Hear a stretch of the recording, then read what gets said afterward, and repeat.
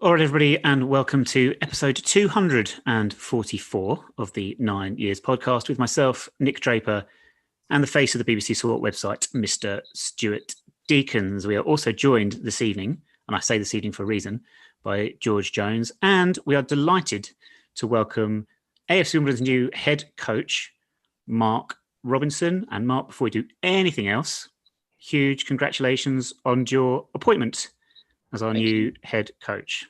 Thank you, Nick. Thank you very much. We're going to get into some questions about your role and previous roles at the club and other things you've been doing before then, and looking ahead to the weekend as well. But I should mention, we are speaking on Wednesday evening. This is our weekly podcast, so a lot of people will be listening to this on demand. But for those of you that are watching live with us now on YouTube, please send your questions in the chat and your comments in the chat, and we'll pass them on to Mark as we go. But before we get on to anything else, Mark, first of all, first question to ask you is, news broke Wednesday afternoon, just whilst I was watching Countdown during half term. And when did you find out? Did you find out on Wednesday as well, or had you known previously, and is it all sorting out paperwork and stuff like that before it's made official? I'd known a little bit before, to be honest, but I couldn't say anything for various reasons, but I'd known a little bit before. So it was a relief that it was announced today, because then I could tell the players. So I told the players 5 minutes before the announcement, etc., and the staff. So and it was it's quite funny actually, because when I was with the academy, all the academy staff have laughed, because I always had a golden rule that you must reply to everyone. It used to drive me mad when they didn't reply to people or pick up the phone to people. And I said, why are you not answering the phone? I don't know who it is. I said, you don't know who it is. It could be an opportunity. You don't do that. We always reply, and they're just laughing, because obviously I've had about 3,000 messages. So I've literally spent the last 4 hours just replying to people. So, no, it's been overwhelming, to be honest. It's, it's some great phone calls. I just got off the phone to Stuart Cash before I spoke to you. And so I apologised, because I said, "Oh, Stuart, I've got to go." And before that, I had just a wonderful conversation with Terry, which was just brilliant. Susie woke him up because she saw it on the news, and he rang me up straight away. And it's just been constantly like that for 4 hours. So it's it's been lovely, absolutely fantastic. I have to ask, how is Stuart Cash? Is he all right? Is he getting on all right? Yeah, no, he's good. We speak from time to time. As I said, unfortunately, I had to cut him short to come. But no, he's all good. And obviously, Matt is doing fantastic. Of course, so he's well, and Terry's all well. He can't wait to get back to come down and watch games and that. So no, they're both really, really well. It's great you mentioned the names there, Terry and Stuart. Puts into perspective how long you have been at the club. It feels quite incredible to think it was 2004 when you first joined, and you've had various roles in the academy and with the first team more recently. Who was it that first brought you to the club? Was it Dave Anderson that first brought you to the club, or was it somebody else in a different role? No, if going back, I'd wanted to get back into coaching. I'd been doing some work at Crystal Palace. Then I bumped into someone I didn't used to play with me. He was 3 years older than me, Tony Wilson, who was at Fulham. And he was an apprentice at Arsenal. So when I was at Fulham, he knew me because his brother used to coach me, Robert Wilson. And he used to look after me a bit when I was younger, sort of thing. And I said, "Oh, Tone, I just want to get back to coaching." And he was doing the under-9s at Wimbledon then. And he said, "Well, come and coach these lads," which was the group with Patrick Roberts. And it was the boys I ended up taking all the way through. So it was Tony who brought me in initially. But I mean, you've probably heard the stories. Back then, we were just training down at Parks, playing Sunday League football. And I had real success with that group. They were the group that went on to win 104 games. And during that spell, Nigel was obviously looking after the youth structure, then Nigel Higgs. And it was down to Nigel, really. He come to watch a game, watching the boys play, and he was really impressed and said to Tony, "Who's this fella?" Tony explained to him. And Nigel asked me, he wanted to set up a collaboration with a college, with the youth team, because at the time then, all the youth team used to play in a midweek youth league. So Nigel had a vision. He wanted the youth team he wanted the players to have an education and play in this. It was called the Conference Youth Alliance League back then. And Crawley were one of the first ones to do it with Woking. So Nigel wanted that to happen. And, not everyone was for it, if I'm honest. And Nigel said, look, could you set it up? And could you also start getting everything ready for if we become a professional football club? Can you? So it was, it was fantastic times. But as I said, we were playing in parks and everything. We had parent managers, all really, really good people. And gradually I had to start writing curriculums and handbooks and everything. And so it was Nigel, really. And then Nigel introduced me to Terry. And then obviously as we went through the leagues, and then I went from head of youth. And once we got in, I was academy manager. But then once we got back into the pro leagues, they brought out the EPPP system. Yeah. And academy managers weren't allowed to coach. So fundamentally, I've always been a coach. And so by that time, Jeremy had come in sort of a year before, and he'd started working with the real young ones and was doing some really good stuff with the young ones down there. So, I said to Jeremy, we spoke to Jeremy about him being academy manager, because, I'm a coach. I don't want to sit behind a desk. That's not what I'm about. So that's when the changeover happened then. So, but yeah, it was all down to Nigel. He was the one who saw something. And that's quite a bit of preparation and planning for them, Nigel, to be talking about going professional as early as we were and thinking about what the future holds and everything like that. More recently, what was your involvement? How did you become more recently involved with the first team? Who was it that brought you in charge, loans manager and things like that? Yeah, so then it was Wally. So, if you go back, I was actually quite involved when Terry and Kashi were managers. They brought me quite a lot closer, Then, even though I was just doing the youth team, I remember them having a trial day and they were looking at players down at Plough Lane, and they got me involved then. So, I felt quite involved then, and I had a really, really good relationship with Terry and Stu. And then when Neil came in, it was different. Not that I didn't have a good relationship, but then we brought in a under 23s, and it was just different then. So obviously I went back to more of the youth team, and then we brought in Sean North to do the under 23s, who was, I was told, was going to be under my remit, in terms of developing young players, but that become more of being with the first team. So, things changed really. So which was fine, absolutely fine. But then when Wally come in, Wally very early on, I don't know, he seemed to see something that he liked. So he asked me to set up the loans department and wanted me in the first team office. And then unfortunately when Wally went, then Glyn come in and brought me even a little bit, brought me closer. So I was still doing the loans and still doing, but then also with the first team, involved with Glyn and Dorsey when they come in. So you were saying, obviously, messages from Terry Brown, Stuart Cash. I always say this, but it's always interesting. When people go into management, I always say, what have you picked up from previous managers? So I know Terry would probably have to keep the swear button off. But what have you learned along the way? Is there anything you're going to take from them, or you very much, spring chicken to this? You've done the academy. Yeah. I think you pick up things all the time because, you listen and you talk to people. Terry was excellent with people, I found, and you could see that. So, I wasn't involved in a day-to-day basis, but more how Terry treated me. I always judge people how they treat you and how they make you feel. So you pick things up there, along the way. Wally, I always felt had a little bit of genius in him, the way he talked to people and the way he made him feel, in the early days. Just do little things. It's hard to say, Stu, but people can just do little things that bring you to life.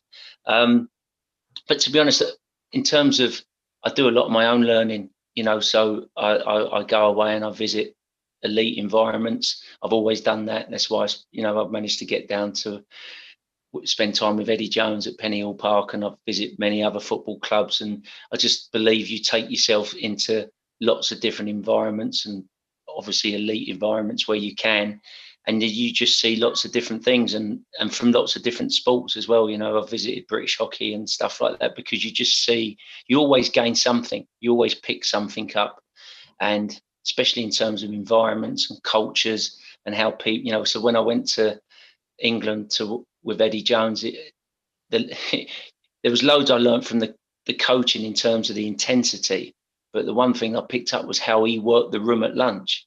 It was just fantastic watching him work a room, and how he just went and sat with players and said little things and dropped little nuggets in, and, you know, just tiny little things that just little bits of detail where you could see, you know, he'd leave the table and you see the player he's left, there's all of a sudden his shoulders have gone back and you're going, what's he said? I want to know what he said, you know. So that's been my biggest thing. You know, Wednesdays, my day off, I meet up with a group of people from different backgrounds, a guy who works with top tennis coaches, because, you know, when I was at the academy, it was always key to me. I always looked at producing players as like, you're producing this elite athlete, but he then has to go and play in a team game. So I've always found that fascinating individual sports. I think you can learn so much from individual sports, because fundamentally the work of the academy is to produce a player. Obviously you're doing it within a team, but you're producing a player.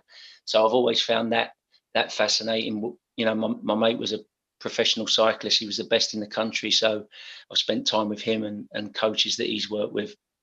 And, you know, so a lot of my learning, you know, as you know, I went to Japan. So I think that's key. You've got to put yourself in lots of different environments, because, you know, no one knows everything. You know, you're always going to be learning till the day you retire.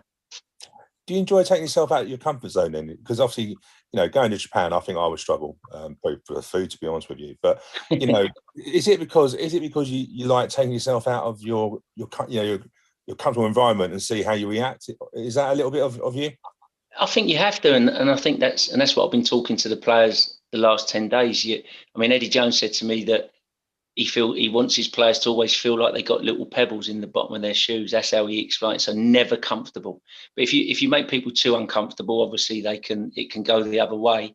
So, but it's just that right amount of feeling uncomfortable, and I think it's key. I think, well, if you look at the other way, I always flip things. If you're feeling completely comfortable, then you're not getting better. So if you're turning up to work every day and you feel completely comfortable around your environment, then for me, you can't be getting better. If you're not getting that little butterfly feeling in your stomach where someone's challenged you enough to push you to the next level, you're not getting better. So that's the key of getting that balance just right, where the training and the stimulus is enough to make them think, well, I'm being challenged here, but then you're not taking it too extreme where they might crumble, you know. So no, so 100%. And I'm not saying there's been times when I've felt completely out of my comfort zone, but you have to do it. You know, you have to do it, because it's the only way you grow.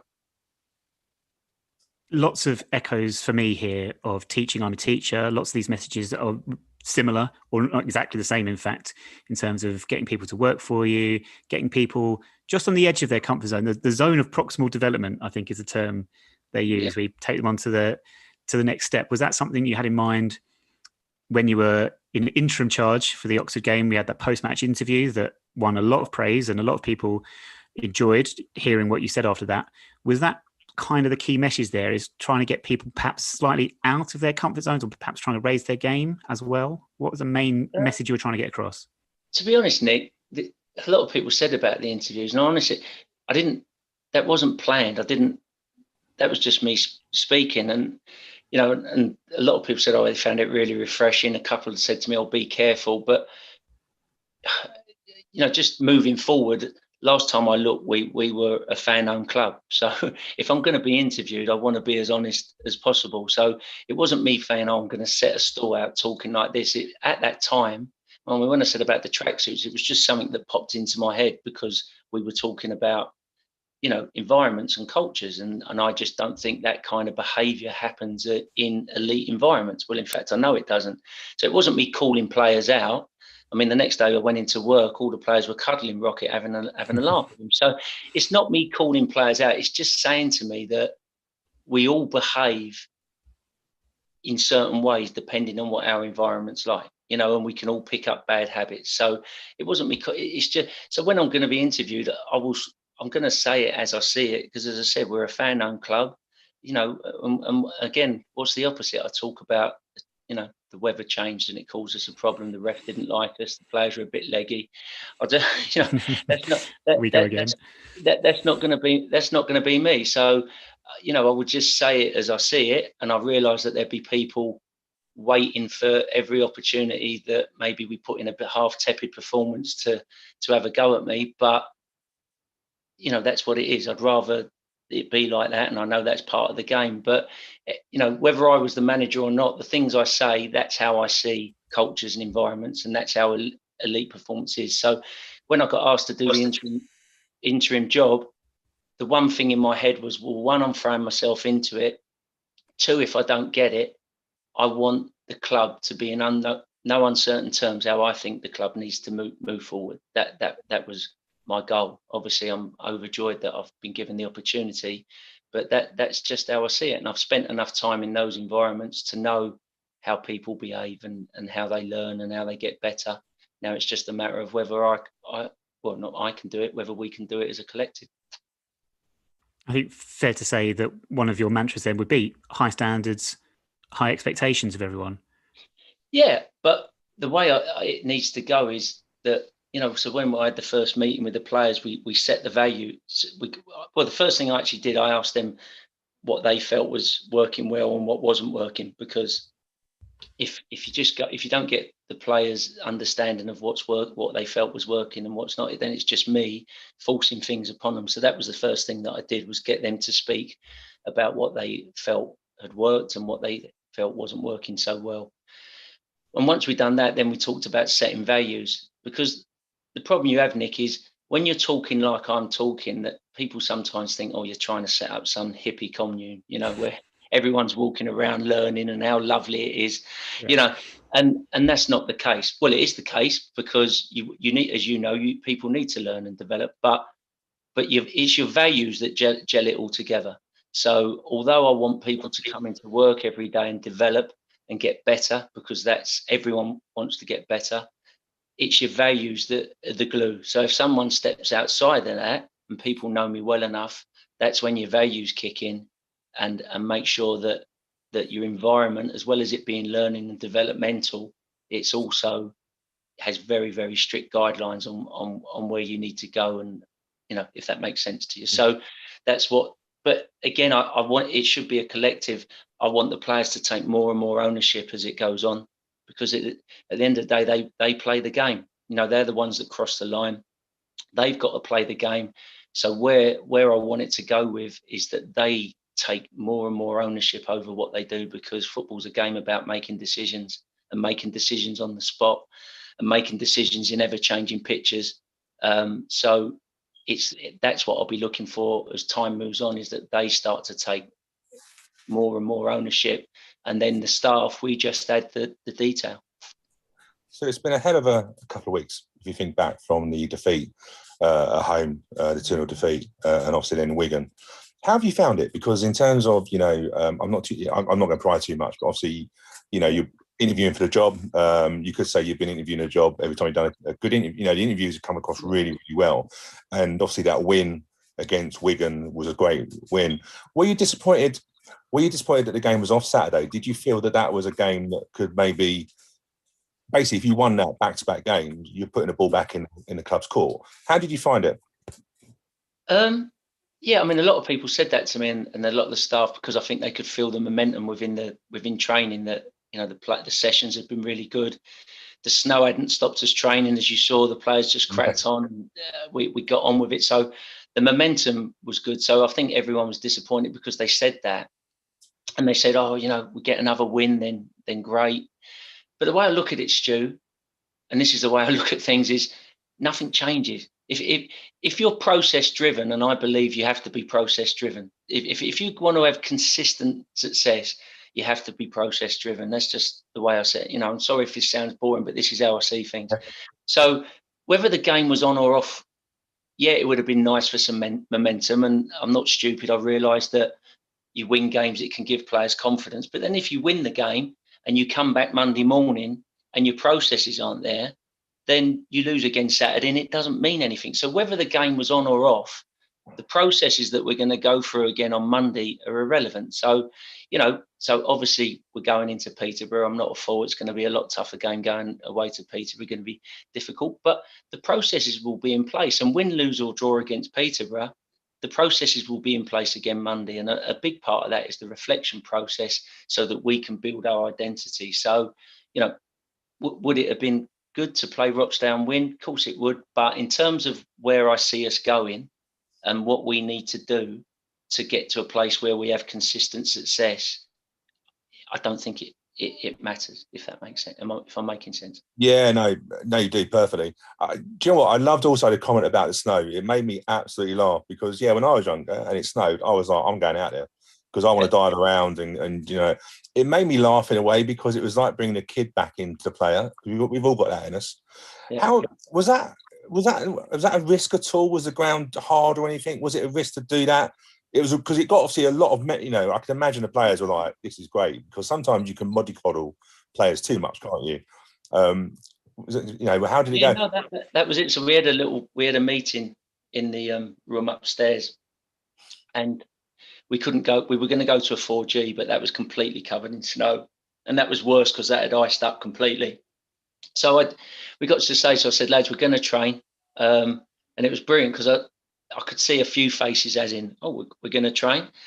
So I said to Woody, what would you, because we've been talking about, people talk about this taking off the shackles. It's been more about them remembering why they play football. Do you know what I mean? And going back to why they play football. So our big thing was the why. Within the presentation, it was getting them back to the why they do it, because I think sometimes within all the pressure of football, the 3 points of football, they can forget why they play this game, and we come to our why, and our why was going to be to successfully continue the greatest story in football. That was our why. So when you get all the stuff about, the pressure of 3 points, that's kind of our reset button, is why we're all there. That's why we're all together. Now, we may go on to, certain players might go on to other things, but it doesn't matter why we're together. This is our job, is to successfully continue the greatest story in football. That's why we're together. And when they looked out the window, I could see a couple of faces thinking, and I just said to Woody, what would you have done when you was a kid? And he went, I would have been out. So he said, I would have been out there till my mum and dad called me back in. I said, right. And then everyone laughed, and then we went out there. So was it a little bit icy at patches? Yeah. Was it a little bit hard? Yeah. But once they got into it, what's danger? Is it far? I think it's far more dangerous not to train and have a day where you don't do anything. So they're fine. They're a lot more robust and resilient than they probably realise. So, and I think they ended up thoroughly enjoying it. Talk about next steps. You've spoken about processes towards the next game. Next game is Peterborough. We're in the situation we're in at present.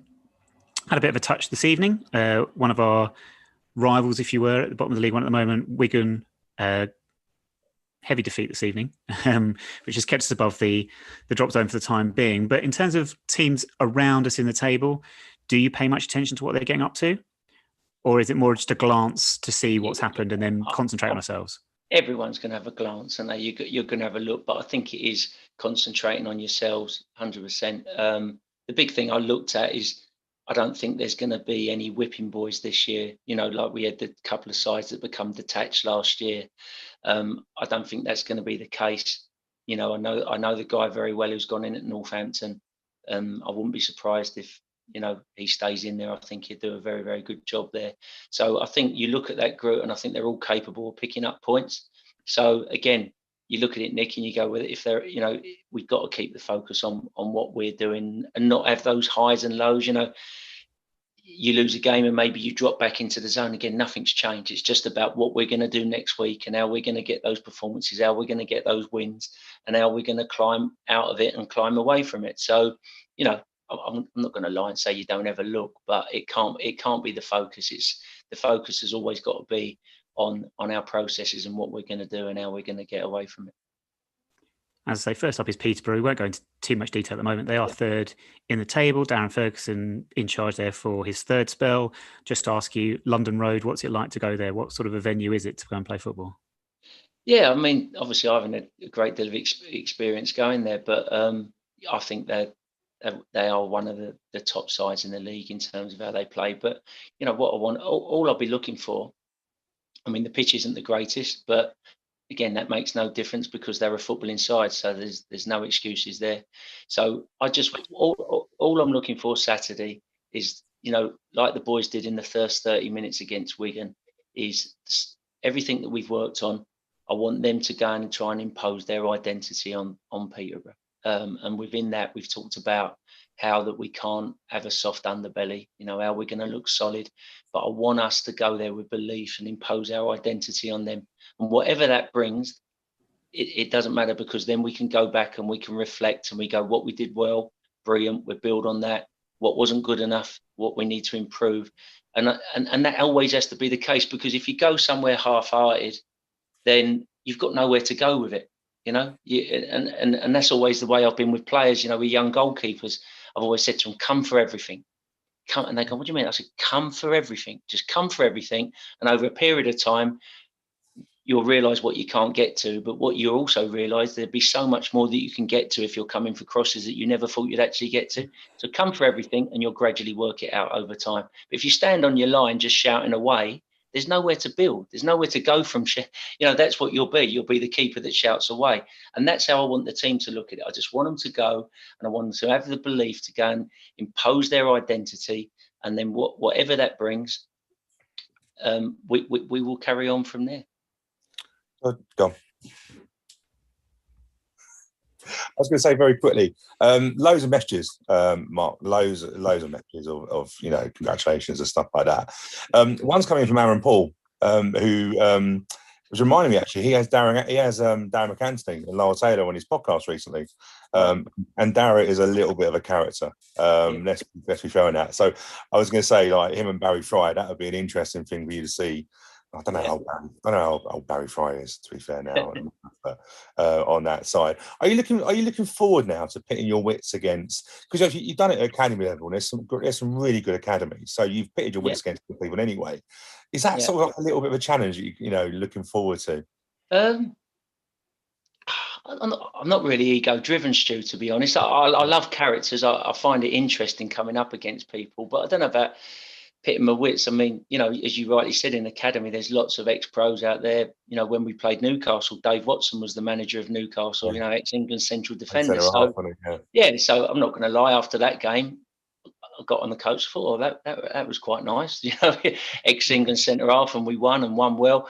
So, no, I just more enjoy the character side of it. I've met Barry Fry a few times, and he's come down to games in the academy. He's a real character. I have met Darren, and he, again, larger than life character. So yeah, that side of football's good. But no, I mean, I'll just be really concentrating on what we do again, and I'm very focused on what we're going to do and how we're going to do it. So, but no, meeting characters like that, it's always interesting. But I wouldn't say I look at it as in pitting myself against them.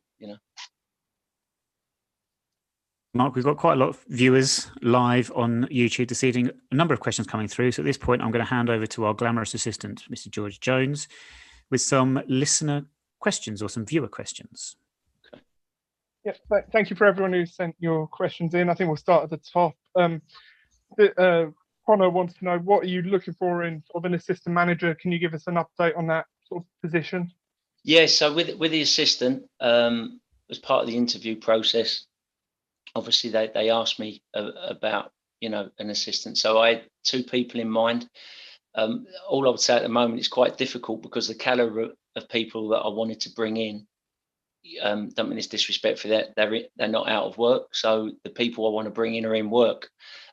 So that might be a little bit difficult. There is also another opportunity that's come about through the interview process that I'm looking at with Joe, which could be exciting as well. So no, I'm so there are a few options. It's probably not going to happen this week, but it will happen shortly.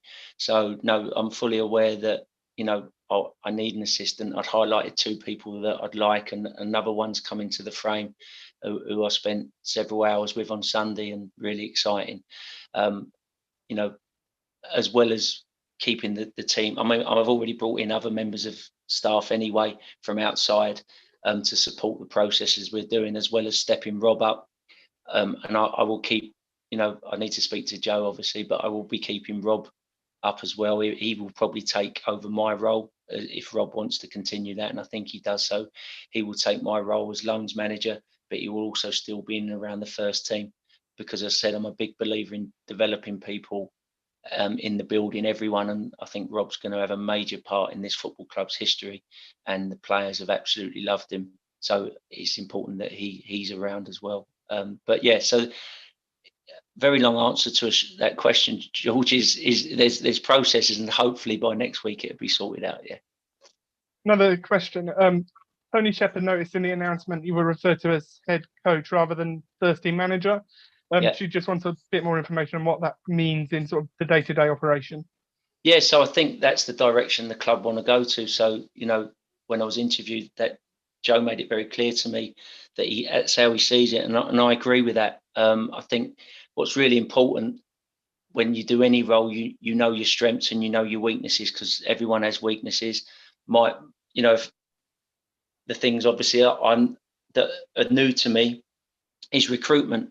You know, so recruitment is very new, and recruitment is a key part of football. But I don't think our recruitment policy was the right way. I'm a coach, I'm a builder of cultures and environments, and I think elite performance environments. So I don't want to be on my phone dealing with agents, making deals, and I don't think that should be the way forward. I think we need to have a proper recruitment policy. I think as a head coach, what I should be doing is identifying the type of player we need. For me, that's what I should be doing, saying, right, in this position, we need this type of player. He needs these type of attributes. And then we need a recruitment policy where I maybe get given, 3 or 4 players. And then what is really key, then we need a proper character profiling system. So, okay, they've given me 4 players that have physically, technically, tactically got the needs that we're looking for. But then the character profiling is massive, because that's where you get the right player. And I think if you look at clubs that punch above their weight in our league, it's because the character profiling on their recruitment is really, really key. So you're bringing the right kind of person into the building. And with our story, George, there's nothing more important than that, because you need to bring the right sort of character in. If they lack something, in terms of a little bit of technical ability, I'm confident that my staff and myself, we can improve on that. But it's a lot harder to improve on character. So it's all about, for me, bringing the right players, but the right character. And so that's why it's a head coach role rather than a manager's role. I don't want to be walking around the training ground on my phone talking to agents. I don't think that's my job. One final question from me, from Zach Thompson. Sorry. He wants to know, is your goal to keep us surviving in League One for a while, to stabilise financially, or to sort of move up further up the table as far as we can? Well, obviously my initial goal is to keep us in League One, and then I think the club's goal would then to be a sustainable League One club and look comfortable in League One. My goal is for us to come in and be the best we be every single day. And I think if you do that, then you can achieve above what your goals. I don't like putting, obviously we need to be a weak League One club. That's key. But I don't like to be, I've never limit myself to targets, because what I find is if you have an environment where everyone is coming in to excel and be the best they can be every day, and you've got a collective, you never know where you can take that. And what all targets end up doing is limiting you. So that's why with the boys, we haven't put a points total in. Our main target is that every day we come in and we're the best we can ever be. And that includes when they're resting. I said, when you're resting, you can still be the best you can be. So that's the target. But obviously sustainability is key. But I don't want to say, in 3 years, I just still want to be a comfortable League One club, because why would you say that? You want to take yourself wherever you can take yourself. And Mark, one final question before I let you go. When we spoke to you during last year, one of the things that struck me was that you always went past Plough Lane and saw the development of it and stuff like that. Yeah. On a personal note, is that mad now to think that you're walking past that ground and now you're the head coach at Plough Lane? How mad is that? It is. that I had a bit surreal. I took my wife shopping today, so I had to get away. So I took her shopping and we drove back, and we both had a moment. We just obviously drove back home, parked down Plough Lane, and that was weird, Stu. I looked again at the badge and I just went, and she just said to me, I won't tell you what she said to me, but you can imagine what she said to me. Yeah, and it was it was emotional. And I'm trying not to be too emotional because I've got a job to do. But you know, I'm not an emotionless person, and I can't really put into words how proud I am and how excited I am. And you know, it's an absolute privilege, and I'm so honoured. But I have to take all that emotion away because I've got to go to work tomorrow, and I've got a job to do. But so I'm not meaning to come across bland. I'm obviously so excited and so on, but I can't let that get in the way of what I've got to do tomorrow morning. I just remember seeing your face whenever we talked about it, and it was the same that I had. Do you know what I mean? That's what made me chuckle, and that's what I was thinking. Because one, it's a huge pressure, but you say to yourself, the pressure you build yourself, isn't it? But we could have fans back in there this season, potentially, depending on what's happening. That's going to be a surreal, isn't it? Even being there when it's empty. I just remember seeing your face, and I just that, what a great story. No, I'm not made of stone. I'm still getting them feelings. Brilliant. As Stu mentioned, there's fans back in stadiums. We've got fans watching. Sorry to those of you who don't have time to ask all of your questions. Mark, I've just got 2 very quick yes or no answers I'd like from you. Dubtronic, who is watching live, won't go into the fullness of his question, but I'd just like to ask very quickly, social media, yes or no? It has to be no, Nick. Again, I'm probably going to get killed. I don't know if you know, the Academy lads made me do a Twitter account when I was in Spain with them, and they were saying, come on, drag yourself into the 21st century. And I'm like, and I think I've done 3 tweets, and then Rob pointed out to me that I'd had loads of people tweeting me, and I'm going, well, what do I do? And so I just put a tweet on there to thank everyone. So yeah, I can see the uses of it. Of course I can, but probably not going to be something I'm ever really active on. Final one, crumpets, yes or no? Oh, love crumpets. Yeah. That's got to be from a first team player. It has to be. That's a Joe Pickett, Ollie Palmer in joke, we understand. I'm not entirely sure what to believe and what not to believe, but Mark, sorry, Nick, go on. No, not at all. Thank you very much for your time. Great of you to give up your time this evening to speak to us. Pleasure. And we wish you all the best, not only for Saturday, Peterborough, but for the rest of the season and your career going forward with us. Lovely. Cheers. Thank you very much. Thank you for joining us. Cheers, Robbo. And thanks to everyone for watching and for listening. That is it for this week. So I'll just say thank you to Stu and George for joining me. Thank you. Thank you. And I'll sign off as I usually do. Alexa Bliss, bag first, milk last. 2 + 2 = 4. And we will speak to you again next Friday.